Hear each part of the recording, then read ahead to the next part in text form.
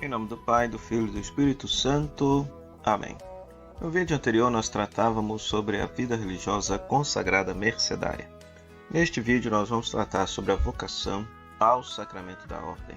Parcela do povo de Deus, uma parcela masculina do povo de Deus, sente-se chamado a colocar a sua vida a serviço da igreja e recebem da igreja a missão e o ordenamento para cuidar das comunidades cristãs, alimentando-as com os sacramentos, a pregação da palavra e cuidando das partes, vamos dizer assim, da organização pastoral, dos movimentos, da vida da comunidade cristã em si. Lá no Evangelho nós lemos Jesus dizendo que ele é o bom pastor que dá vida pelas ovelhas. O padre, o diácono, o bispo, eles são chamados a configurar a sua vida a Cristo bom pastor, no aspecto de que eles cuidam do rebanho que lhes é confiado e são responsáveis por alimentar este rebanho com o pão da palavra de Deus e a graça dos sacramentos. O sacramento da ordem na tradição cristã católica é aplicado somente aos homens e ele tem 3 graus: o grau do diaconato, o grau do presbiterato e o grau do episcopado. Comecemos pelo diaconato. O diácono, nós temos 2 tipos de diaconato na igreja. Temos o diaconato transitório e o diaconato permanente. O diaconato provisório, conforme o próprio nome diz, é aquele no qual o candidato passará um tempo exercendo o diaconato e depois ele receberá o sacramento da ordem no 2º grau, no grau de presbiterato. Então é interessante que todos os sacramentos, os graus dos sacramentos da ordem, têm como base o diaconato. É uma curiosidade bíblica porque Jesus lá no Evangelho ele se define como aquele que veio para servir e dar a sua vida em resgate de muitos. E a palavra servir é o verbo diaconeu, de onde vem diaconia. Jesus é apresentado como diácono da humanidade, mas nunca se diz que Jesus é presbítero ou episcopo, apenas diácono. Então o fundamento do sacramento da ordem está no diaconato, na capacidade de colocar a vida a serviço, no cuidado do rebanho que lhes é dado, no rebanho que lhes é proposto, que lhes é confiado. Lembrando que esse rebanho não é propriedade do diácono, do padre nem do bispo. O povo é de Deus. Então Deus confia a essas pessoas o cuidado dessas almas, o cuidado dessas vidas, para que possa, através da pregação da palavra de Deus e da administração dos sacramentos, santificá-las, favorecer com que este povo sacerdotal, conforme diz o Concílio Vaticano II, o batismo nos configura todos como povo sacerdotal e régio diante de Deus. Então cada cristão, cada cristã pode ofertar a sua vida em sacrifício a Deus, ofertar os seus trabalhos em sacrifício a Deus, porque todos são sacerdotes. Mas dentre esta parcela do povo de Deus existem alguns que são chamados a exercer um sacerdócio ministerial, tendo em vista a santificação de todo o povo de Deus. No caso do diaconato, então o diácono ele é responsável, sobretudo, pelas organizações das obras e assistência da caridade nas comunidades locais, nas comunidades onde eles estão, e eles podem administrar o sacramento do batismo e o sacramento do matrimônio, santificando os casais, sendo testemunhas qualificadas do sacramento do matrimônio, e celebrando o batismo, fazendo novos cristãos mediante o sacramento do batismo. Já o presbítero, além destes 2 sacramentos que o diácono pode exercer, ele vai presidir a Eucaristia em nome do bispo, porque conforme o direito canônico é o bispo que deveria presidir as Eucaristias em todas as comunidades, mas como isto é impossível, então o presbítero ele é ordenado um colaborador do bispo para que ele possa conduzir e administrar os sacramentos das comunidades em nome do bispo. Então ele vai presidir a Eucaristia, vai administrar a unção dos enfermos e atender às confissões, além de confessar e além de batizar e além de celebrar e presidir a celebração do casamento. Quando autorizado pelo bispo, ele também poderá presidir a celebração do crisma, crismando os adultos de sua comunidade quando autorizado pelo bispo.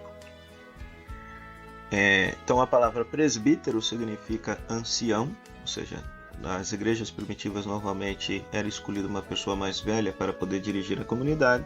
Hoje em dia não é tanto assim, né? Dado as vocações que aparecem na igreja que são jovens, né? Mas existe uma responsabilidade de que a pessoa tem uma responsabilidade, tem uma maturidade, o que se depreende desta palavra ancião, presbítero, ok? E existe aquele que vai supervisionar todas as comunidades cristãs, que é o bispo, episcopado. Então, normalmente, é o episcopo que é responsável por toda uma igreja particular. Damos aqui, por exemplo, como exemplo aqui a Arquidiocese de Belo Horizonte, o responsável por todas as quase 300 paróquias e não sei quantas comunidades é Dom Valmor, que ele é responsável por todas elas, né? E, do ponto de vista sacramental, o bispo preside normalmente a celebração do crisma e preside também o sacramento da ordem ao ordenar, ao conferir o mesmo sacramento da ordem a outros bispos, a outros padres, a padres e aos diáconos. Normalmente, para a ordenação válida de um bispo é necessário a presença de 3 bispos no mínimo, validando aquela ordenação.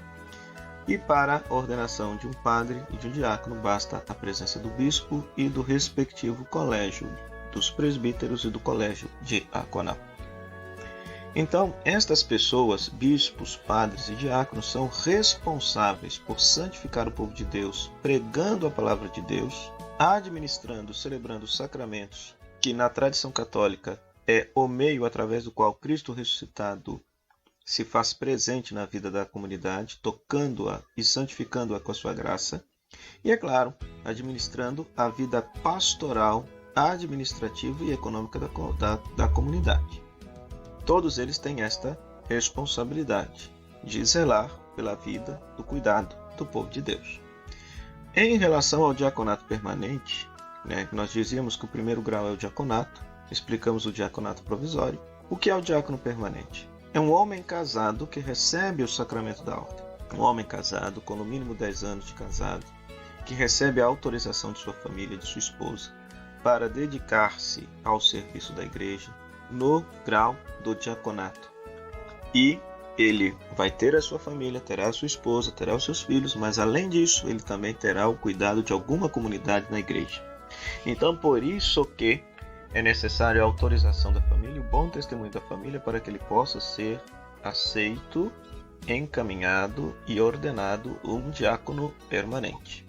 Na nossa Arquidiocese de Belo Horizonte, nós temos vários diáconos permanentes, o que é um grande serviço pastoral de ajuda, de evangelização, condução das nossas comunidades cristãs.